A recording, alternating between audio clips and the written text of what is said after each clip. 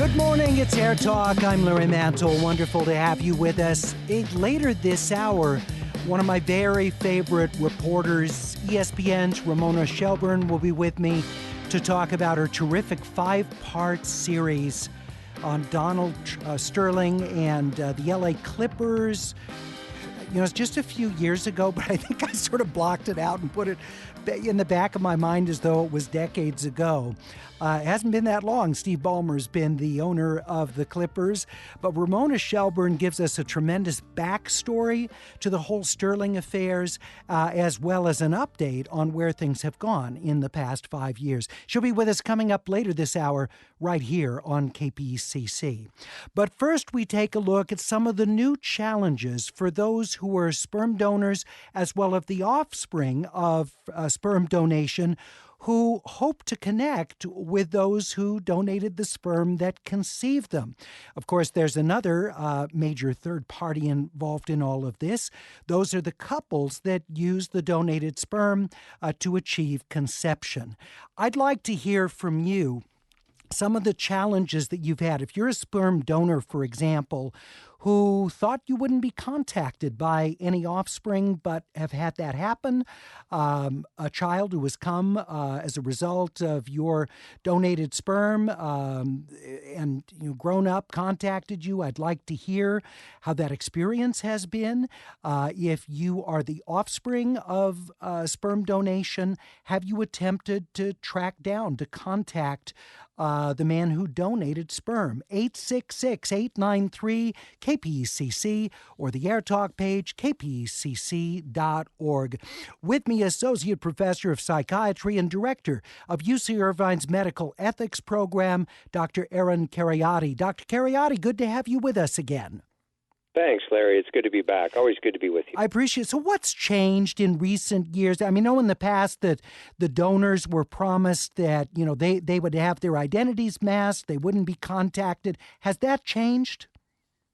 Yeah, I think what's changed are mostly unforeseen developments in technology that has made donor anonymity more and more difficult these days, and probably within a few years may make it entirely impossible. So what's happened with this is that in the early days of anonymous sperm donation, donors were promised that their children would not be given information by the clinic about them because most of these individuals did not want their offspring reaching out and trying to form a parent-child relationship with them in the future, and many of them were only willing to donate under those circumstances.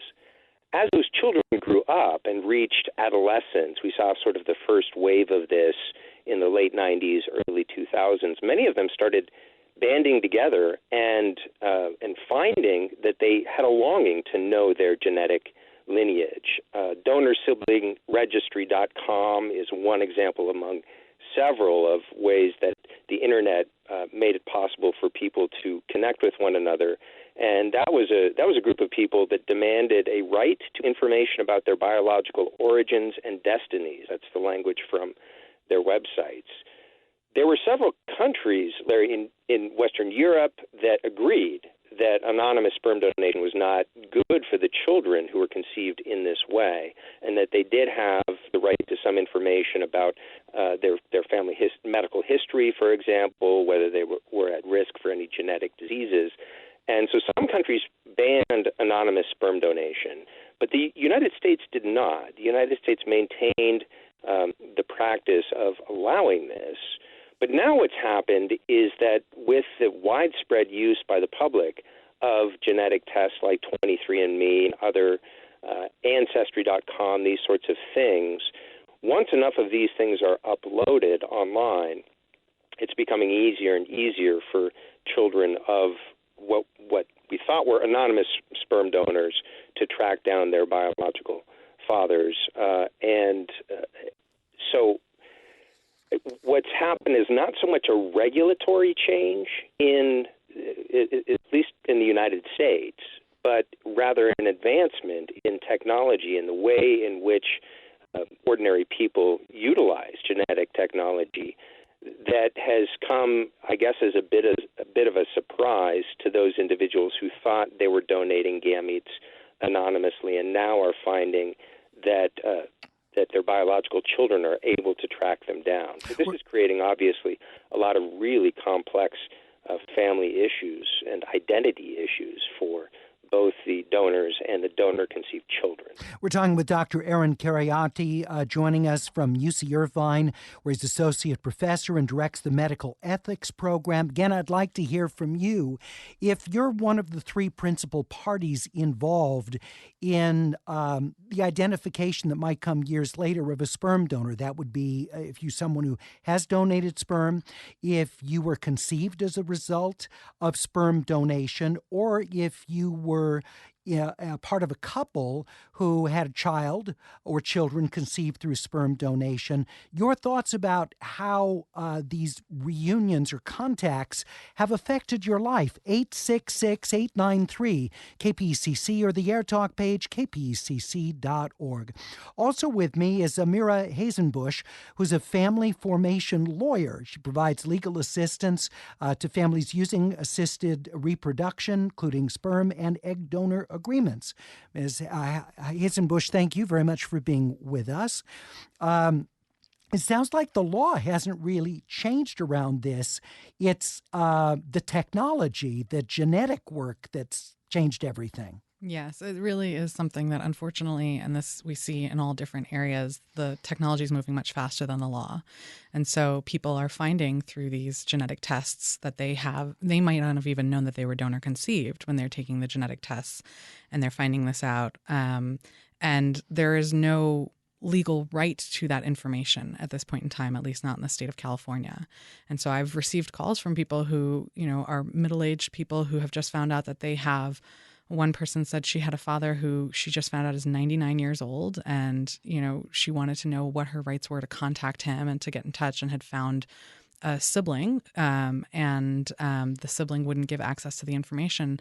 There is no legal right to that information. And so there's not much that people can do right now except try to hope that people will act in a humane way with each other and respect each other's privacy if that's what they want, or be open if that's what they want. And it is very different for every person. It's hard to develop a law that's actually going to satisfy everyone. Well, and I wonder, is it possible that there would be enough individuals advocating for this that there might be a law that would demand openness out of this? Because you can think of the reasons why people would want that. If you're conceived with donor sperm, there's the issue of, genetic health issues that you might want awareness of.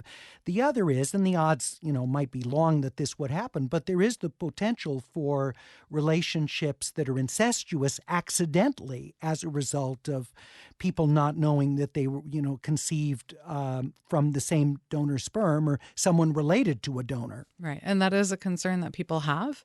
There are laws that are there are bills in the works right now in looking at least collecting more donor medical information and requiring that minimal amount so that people have access to that information. Nothing has been passed as of yet. But I think that the argument on the other side is, well, people will stop donating if people have to give up anonymity. Yeah. And what we're finding is that for a lot of people, that's not the case. A lot of people actually like the idea of being able to know what happened after they donated, because they sort of make this donation and walk away and have no idea if a person became a person as a result of it. Well, let's bring a caller, Zach in Pasadena, into our conversation, who is a sperm donor. Zach, are you providing your sperm under a condition of anonymity, or are you just assuming that any conceptions that occur when they grow up, they could be contacting you? Right. I don't think at this point you can assume anonymity no matter what. It seems like technologically speaking, that's just an impossibility now. And in the process of vetting, the sperm bank kind of is making that clear now. There's no way to absolutely guarantee anonymity. And as part of the vetting that they do they do full genetic testing of you to determine if there might be something that you could be passing on to offspring that would be some sort of a genetic predisposition or illness? Or do they do that kind of testing of you? Definitely. Yeah, the testing is very rigorous. There's like 4 or 5 rounds, and it includes like blood tests, various DNA tests. So it's you're well vetted, I would say. And why do you do it? So I'm one of the people who, kind of think it's a cool idea to have offspring around that I don't have a parental relationship with. The combination of that, helping families, and that's kind of it. I think there's a certain biological drive to reproduce that drives some sperm donors, and it's not enough. It's not sufficient on its own, but at the same time, it's part of the whole reason why. It's so interesting, a drive to reproduce, even if you're not going to see the result of what your donation produced. That's fascinating. Zach, how remunerative is it in doing this? How much you paid to do it? Oh, it typically pays, low hundreds, like 1 to 200, I think, are most sperm banks. And how frequently can you provide sperm to the bank? 1 to 3 times a week. And so that's where it gets interesting, because the sperm bank that I'm in they're trying to get people to donate more. So they have bonuses, which means they want everyone to basically max out the amount of times that they can donate. And you're supposed to, abstain from any sexual activity 2 days before you donate. So you're going without sex if you're keeping that schedule. That's right. Yeah. So it's a lot easier if you're single. Yeah. All right, Zach. Hey, thank you so much for sharing your experience. I really appreciate it. 866-893-KPECC or the AirTalk page, kpecc.org. Holly in Beverly Grove, please share your experience with this. Hi, Larry. I am the daughter of an OB-GYN who practiced for a long time, and he died 20 years ago. And through 23andMe, my sister and I found out completely as a surprise that we had a half-brother, and we have since found 9 others. So we are in contact with all of them. We're actually friends of all of them. My mom is extremely angry about it, but overall, it's been a really good experience. Now, this through sperm donations that your father was making, and were these to patients getting fertility treatments? Yes, and this was like in the late 70s, early 80s, and he also ran a program where he said he was using medical student sperm, and he did, but when the medical students weren't available, like in summer break or Christmas break, he stepped in and used his, so yeah. And he didn't tell your mom, I'm assuming? No, he did not. Wow. So have her feelings about your father posthumously changed? It has changed greatly. She has decided she no longer wants to be buried with him, and she's getting a new plot. So, yeah. Holly, this is this is like a book in and of itself. How do you feel about your father doing this? I think he just did it to give these folks a child. And, we've spoken with the moms, and, they hold no grudges toward it. I mean, they got what they wanted. They had kids that were healthy and that they love. And, my dad was a smart guy, and he was a caring guy, and they all have smart, caring children. So, I mean, it was a win-win for everybody. I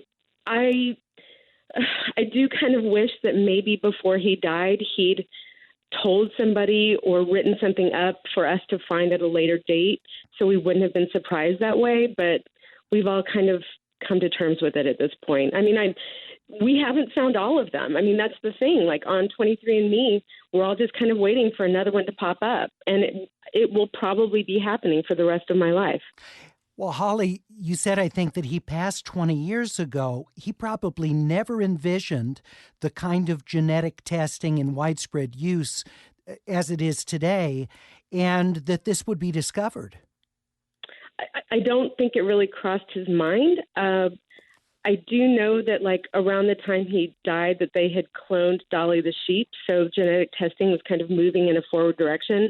But he couldn't have predicted the internet and all of the information and data that we would be that would be available to us. So no, I don't think he remotely thought it would have happened this way at all. All right. Hey, Holly, if you don't mind staying on the line, want to get your number. I wouldn't be surprised if producers are lining up for you to tell this incredible story. I'm going to put you on hold.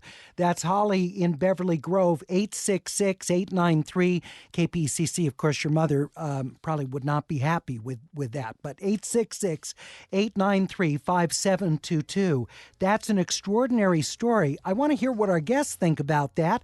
We'll also take more calls as we talk about sperm donation and the ability now of those conceived through sperm donation to be able, in many cases, to track down siblings, half siblings, I should say, the sperm donors that allowed for them to be conceived. And of course, there are the couples who use donor sperm to have their children, who might have strong feelings one way or the other about their kids connecting with the donor of the sperm. 866-893-KPCC. We'll be back in 1 minute.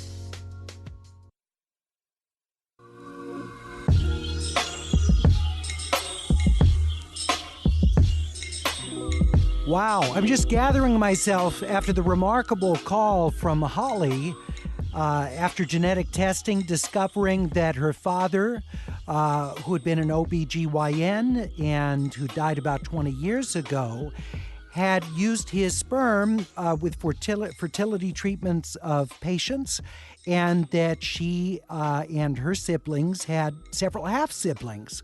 We're taking your calls to talk about these reunions, these connections. Holly's case sounds like it's been very positive for her, very negative for her mother. 866-893-KPCC. UC Irvine professor Dr. Aaron Cariotti, who directs the medical ethics program at UCI, with us. Dr. Cariotti, your thoughts about Holly's story? Well, it's certainly an extraordinary and staggering story, but it's turning out to not be all that unique. The New York Times just yesterday published a piece about this very phenomenon, these new revelations of fertility doctors in the early days of artificial insemination, late 70s, early 80s. Many of these doctors themselves fathering dozens of children. So there's more and more cases of these that are coming out now as genetic testing becomes more widely available. Well, and it's at least according to the Times story, not all of the outcomes for the siblings are as happy as the one that Holly described. Yeah, and I wonder if it makes nervous, the kids of fertility doctors, particularly back in that era, wondering, gosh, do I have a lot of half-siblings out there? Right, sure. And yeah. This theoretical issue of unintentional incest, there actually have been cases of this, both in the United States and the UK. So it's not just, and it may seem statistically implausible, but if you think about if one donor, whether it's the fertility clinic doctor or another donor, is fathering dozens of children at around the same time and at the same clinic, so that many of those children grow up geographically in roughly the same area, so they're around the same age, and there's stories of half-siblings not knowing that they're related, meeting one another in school or in some other activity and having this kind of immediate chemistry. Like I always knew, I felt like I always knew this person, and we just understood one another. And they may start dating, they may consider getting married, and then do genetic testing, only to find out later that perhaps one of the reasons they had this immediate chemistry is that they're related. And then what do? You're in love with someone that you're blood related to. That's got to be a very, very difficult circumstance. Amira Hasenbush, family formation lawyer, your thoughts about Holly's story? Yeah, I agree. It's happening. We're finding out that it was happening more often than we thought. I think it will be of a certain era and won't be repeating now that we know that people can find out about it. But it's still an issue, not just in terms of is the doctor the donor, but are you receiving the donation that you thought you were going to be receiving? Yeah, is there disclosure? Right. Is there disclosure? Is there informed consent? And we're finding that now it might not be that you're receiving the donation from the doctor that you didn't expect, but there are many stories coming out of clinics accidentally switching the gametes that they thought they were going to be receiving. And so they may have thought that they were using the sperm of the spouse of the woman getting pregnant and ended up with someone else's sperm or a donor that they didn't select. And there are a lot of issues coming out around that. I'll bet. Amanda in West LA says, I'm an egg donor. I donated to 6 families. Know for a fact that all produced offspring, and I've received some photos through the years. It's a really nice feeling. I didn't expect to feel the biological drive to reproduce, but felt a feeling of completion once I knew my genes were passed on. That's Amanda in West LA. We're at 866-893-KPECC or the AirTalk page, kpecc.org. John Paul in Beaverton, Oregon. I understand you were conceived through donor sperm. Have you tried to pursue your genetic father? I have, actually. So I found out that I was donor conceived this Mother's Day, so fairly recently. Yeah. Through 23andMe, I was able to contact 6 half siblings, and within hours, I had email addresses, the identity of the donor, and had established contact with 3 of my half siblings. I have not written him yet. But I am in the process of doing that. And what's been the response of the half siblings you've contacted? Oh, it's been amazing. So I grew up an only child. So you thought? Siblings. So I thought, exactly. I'm the youngest of 7 donor conceived offspring. So I've always had siblings. Actually, always had siblings in the rough geographic area I grew up. So I've always wanted a sister, and I actually met my sister in person last week. It was one of the most amazing experiences of my life, to say the least. John Paul, sounds like you're delighted that you did this, but a little bit concerned about contacting the donor of the sperm from which you were conceived. I am. I might say more nervous than concerned. There is cause for concern. So many of the stories I've heard in donor-conceived Facebook groups and stuff like that didn't necessarily turn out very well. I do seem to be one of the lucky ones, if you can say that. My donor, I should mention, I also did Ancestry, and when I did Ancestry, the first match I got was my donor. So okay. His name is on there. His didn't take long. Information is on there, and I can click a button and contact him. That's incredibly rare. Obviously, you talked about anonymity before. So I'm not so nervous. It's more I'm just, like I said, I just found out Mother's Day, and I'm just kind of getting ready. I'm taking my time. I'd like to talk to my half-siblings more, the ones who have talked to him a little bit more. I'm kind of just taking my time. So some have contacted him. All right, that gives you a little preview at least. John Paul, thanks very much from Beaverton, Oregon with us. Amber, listening in Brooklyn, New York. Amber, you contacted your biological father, and how did he respond to that? Hi, thanks for taking my call. So I actually found out I was donor conceived when I was 29 through a 23andMe test as well. My parents never told me. They never thought I would find out. So when I did that 23andMe, I matched with 2 first cousins who were the nephews of my donor. And through the magic of some internet sleuthing, I was able to find his LinkedIn page. And my newfound half-sister and I sent a certified mail letter to his office because he was a doctor at the time. And it took him a while to respond. He was a little apprehensive, but the first time we spoke on the phone, we just connected right away. And shortly after that, the 3 of us met for the first time. And since then, we see each other about once a year. We're friends. I've developed, I think, more of a sister-like relationship with my half-sister, but also since then we've found an additional 5 siblings. His estimate is that there are 75 to 100 of us. Oh, my goodness. Wow. Talk about a big family. You've heard of other examples that haven't gone so well, I'm sure. Yeah, I'm definitely an anomaly in this case. JP mentioned the Facebook support groups for donor-conceived adults like us. There's a lot of people who reach out to their biological families, and they are served with threats, with cease and desist. And it's really unfortunate because it's a deep sense of rejection. Obviously, donors, they donate anonymously. The family signs a contract, agreeing that the donation is anonymous, but these people, these human beings that are the result of this donation and this contract never consented to that agreement. Yeah. And so we're kind of in this legal limbo where I do believe all people have a right to their medical information, their ethnicity, their heritage, their genetic family. Yeah. And as donor conception exists currently, it's an intentional severing of that connection to your biological family. Amber, I really appreciate your call. Thank you for sharing your experience and your perspective as well. Peter in North Hollywood, I understand you donated sperm back in the 80s and 90s and that you've been contacted by the kids who came from your donations. Yes. Hi, Larry. I donated back in the late 80s, early 90s, and then in October of 2017, one of the offspring contacted me. And in deciding that I would have a conversation with her, we did a video chat, and the connection was really clear. And so we ended up meeting the next day. Over the course of the next 3 weeks, she told me about 11 other half-siblings that she had already been in contact with or knew about. And then since that time, 15 more have shown up.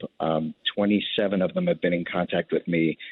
And then I've met 26 of them, and almost all of them are in a Facebook group. And 3 of the girls who didn't know each other before now live together. You've got to be kidding.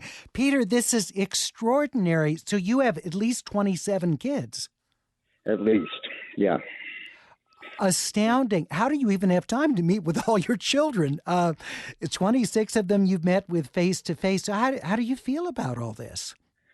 If you'd asked me before it happened if I would have ever wanted something like this to happen, I'd have said absolutely not. But having had it happen, it's really the best thing that ever happened to me. And with some of the kids, there's a very close relationship, and with some of them, we're just acquaintances, and it all is sort of based on what it is that they're looking for. I did a lot of reading when it first happened, and I sort of realized that if I'm going to allow contact, what I want to do is try to be a positive thing in their life in whatever way I can. And so based on what it is that they're looking for, I try to sort of open myself to that as much as and be flexible. That's fascinating. So, Peter, I don't know if you have a partner currently, if you've had kids with that partner. Has this caused an upset to the life that you had before? I was married at the time that I found out. We were having difficulties, and we actually ended up getting divorced within the next few months after this happened, but this was not in any way the reason. I have a new girlfriend, and she's very open and sort of excited to meet all of the different kids. And in fact, she went to a reunion with me the weekend before last in San Francisco, where there were 12 of the offspring, and I met 2 of them for the first time. And so, these are your only kids that you're aware of, these 27? Stepdaughter with my ex-wife. Oh, okay. Who I was close with, but I was not her dad. She had a very involved father. Peter, I appreciate your call. Wow, remarkable personal experiences shared on AirTalk today. KD in Santa Monica says, I'm a single mom, had twins using an anonymous donor. They're 10 now. They talk to their friends about why they don't have a dad and explain they have a donor. It's a complicated, challenging issue to talk about. Dee in Anaheim said, I was a single mom, conceived my daughter through a sperm bank. My now 36-year-old daughter did a DNA test, but doesn't want to pursue more information about half-siblings because she doesn't want to see them as family. Cassandra in New Jersey says, I'm a donor-conceived person found about 2 years ago. Met my father, some siblings through DNA testing. I'm in contact with him. It's a complicated experience, but it does help me understand who I am. You can share your comments on the AirTalk page, kpcc.org. And my thanks to our guests, Amira Hasenbush. Thank you so much for providing legal expertise. She's a family formation attorney. And Dr. Aaron Cariati, UC Irvine, where he's professor and directs the medical ethics program. You're listening to AirTalk on 89.3. Ramona Shelburne coming up next of ESPN, a 5-part 30 for 30 documentary series on former Clippers owner Donald Sterling, but it's about so much more. We'll talk with Ramona right after this live update from Michelle Faust Raghavan.